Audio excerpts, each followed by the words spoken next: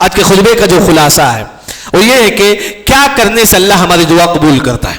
سب سے پہلے ڈائریکٹ آپ اللہ سے مانگیے, قبر والوں سے نہیں, مزار والوں سے نہیں, وسیلے سے نہیں, نبی کے صدقے سے نہیں, ڈائریکٹ آپ اللہ سے دعا مانگیے, اللہ تعالیٰ آپ کی دعا قبول کرے گا. دوسرا, کبھی بدعت نہ کیجیے.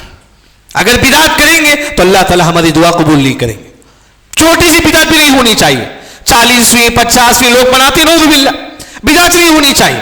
اگر بدعت نہیں ہے ہماری زندگی میں تو اللہ تعالیٰ ہماری دعا قبول کرے گا.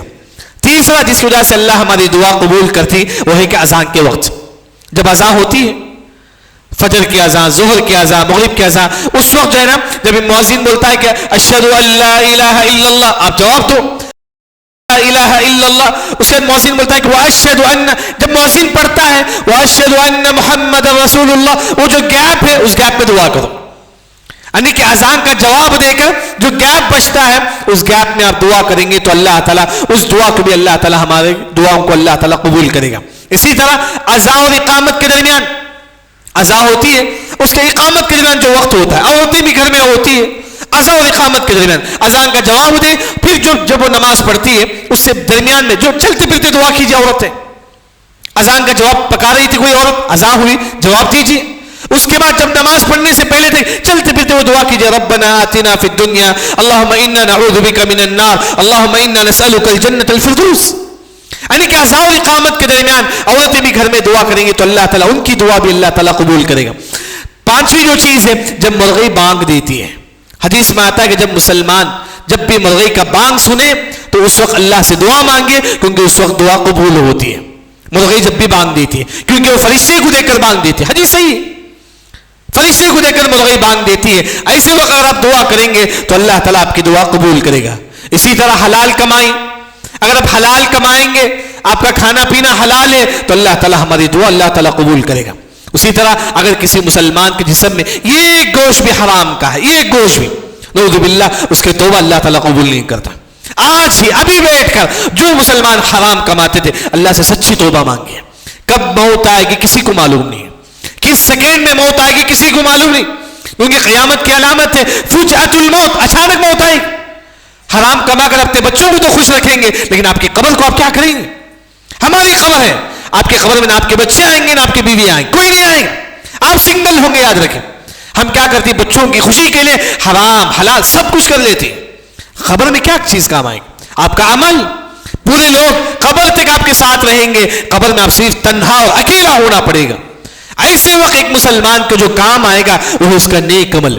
جب ایک مسلمان قبر میں ہوگا, ایک خوبصورت نوجوان اس کے پاس آئے گا, آپ پوچھیں گے کون ہے تو, وہ بولے گا کہ انا عملک الصالح, میں تیرا نیک عمل ہوں. اگر ہم نیک ہیں حلال کماتے ہی قبر میں ایک شخص ہمارے پاس آ کر بولے گا کہ میں تیرا نیک عمل ہوں, نعوذ باللہ نعوذ باللہ. اگر کوئی مسلمان برا ہے, قبر میں ایک کالا کلوٹا انسان اس کے پاس آئے گا, آ کر بولے گا کہ میں تیرا برا عمل ہوں, وہیں سے اس کا عذاب شروع ہو جائے گا, نعوذ باللہ.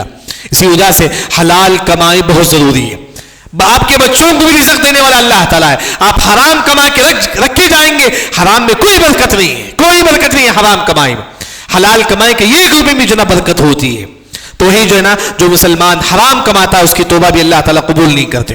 اسی طرح اگر آپ دوسروں کے لیے توبہ دعا کریں گے, اللہ تعالیٰ میرے فلاں بھائی کو جاب نہیں تو اللہ تعالیٰ اس کو جاب دے دے, اللہ میرا فلاں بھائی غریب ہے اس کو جو ہے نا مالداری دے دے. اگر آپ دوسروں کے لیے دعا مانگیں گے تو سب سے پہلے وہ دعا آپ کے حق میں قبول ہوگی. اسی طرح ایک اور جو دعا ہے, اگر آپ دعا میں لا الہ الا انت سبحانک انی کنت من الظالمین, اگر آپ یہ دعا پڑھیں گے اس کے بعد آپ جو بھی دعا کریں گے اللہ تعالیٰ آپ کی دعا قبول کرے گا. اسی طرح جب آپ دعا کرتے ہی ڈائریکٹ اپنی پریشانی کو ذکر کرو, اللہ تعالیٰ میں بہت زیادہ بیمار ہوں, اللہ مجھے جاب نہیں لگ رہا ہے, جو پریشانی ہے ڈائریکٹ آپ پریشانی کو ذکر کرو, اللہ تعالیٰ تب بھی ہماری دعا اللہ تعالیٰ قبول کرے گا. اسی طرح اگر آپ دعا قبول ہونا چاہتے ہیں تو شروع سے لے کر آخر تک دعا میں صرف آپ صلی اللہ علیہ وسلم پر درود بھیجو, صرف درود پڑھتے رہنا چاہیے. اللہم صلی علی محمد, یعنی کہ پورے درود شروع سے لے کر آخر تک اگر آپ صرف درود پڑھیں گے تب بھی اللہ تعالیٰ ہماری دعا اللہ تعالیٰ قبول کریں گے. اسی طرح جمعے خطبے کے وقت امام خطبہ دیتا نا اس وقت نہیں، جب امام جب ممبر پہ بیٹھتا ہے، جب مؤذن اذان دیتا ہے اس وقت بھی دعا قبول ہوتی ہے، جب امام دوسرے خطبے کے لیے بیٹھتا ہے تھوڑی دیر کے لیے اس وقت بھی اللہ تعالیٰ دعا قبول کرتی ہے، جب امام ممبر سے مصلی تک جاتا ہے اس وقت بھی اللہ تعالیٰ دعا قبول کرتی ہے، اسی طرح جمعے کے خطبے میں، خاص طور پر جمعے کی نماز میں سجدے میں بھی اللہ تعالیٰ دعا قبول کرتی ہے، اسی طرح اگر آپ دعا میں بولتی کہ یا اللہ تعالیٰ آپ کی دعا قبول کرے گا، یا اللہ کے ذریعے سے سچی معنوں میں اب اللہ سے دعا مانگو، یا اللہ میں بہت زیادہ پریشان ہوں، گھر والوں جیسا بھی ہے، آپ اپنے حق اللہ کے حق میں دعا کی اللہ سے دعا کریں، اللہ تعالیٰ آپ کی دعا قبول کرے گا۔ اسی طرح یا حی یا قیوم، اگر آپ دعا میں یا حی یا قیوم بولیں گے، جو ناممکن اللہ اس کو ممکن کر دے گا، جو ناممکن ہے اللہ وہ ممکن کر دے گا، یعنی کہ یا حی یا قیوم سے بھی ایک مسلمان دعا مانگے۔ اسی طرح زوال کے وقت اگر ظہر 12:30 شروع ہوتا ہے اس سے پہلے کا جو آدھا جو گھنٹہ ہے اس میں بھی اللہ تعالیٰ دعا قبول کرتے ہیں، کیونکہ اس وقت آسمان کے دروازے اللہ تعالیٰ کھول دیتے ہیں۔ اسی طرح جب ہم تہجد کے وقت جب ہم اٹھتے ہیں رات کے 12 بجے 1 بجے جب بھی ہم اٹھتے ہیں اس وقت یہ دعا پڑھیے، لا الہ الا اللہ وحدہ لا شریک لہ لہ الملک ولہ الحمد وہو علی کل شیء قدیر۔ اس کے بعد ابھی 5 کلمہ پڑھیے، سبحان اللہ، الحمدللہ، اللہ اکبر، لا الہ الا اللہ ولا حول ولا قوة الا باللہ۔ اس کے بعد آپ جو دعا کریں گے اللہ تعالیٰ آپ کی دعا قبول کرے گا۔ دعا ہر مسلمان کرے۔ آخر میں ایک بات یاد رکھیں، لقمان علیہ السلام اپنے بیٹے کو کیا نصیحت کرتے ہیں؟ یا بنی، اے میرے بیٹے، عود لسانک، تو ہمیشہ دعا کرنا، ہمیشہ دعا کرنا۔ کیوں؟ فإن للہ ساعة لا ترد فیہ الدعاء، اے میرے بیٹے تم ہمیشہ دعا کرو، کیونکہ جیسا کہ آج جمعے کا دن ہے، جمعے کے دن میں کوئی ایک ایسی گھڑی ہے جس میں اللہ تعالیٰ دعا کرنے والوں کی دعا قبول کرتا ہے۔ ہفتے کا دن ہے، ہمیشہ آپ دعا کرتے رہو، چلتے پھرتے آپ پڑھتے رہو ربنا آتنا فی الدنیا۔ ہفتے کے دن ایک ایسا وقت ہے جس میں اللہ تعالیٰ آپ کی دعا قبول کرتا ہے۔ آتوار کے دن ایک ایسا وقت ہے جس میں اللہ تعالیٰ آپ کی دعا قبول کرتا ہے۔ معلوم نہیں ہے کون سا وقت ہے، معلوم نہیں، لیکن ایک مسلمان ہمیشہ جو ہے نا اپنی زبان میں جو ہے نا اللہم اغفر لی، اللہم اغفر لی، ربنا آتنا، جو بھی ایک مسلمان ہمیشہ دعا کرتے رہے۔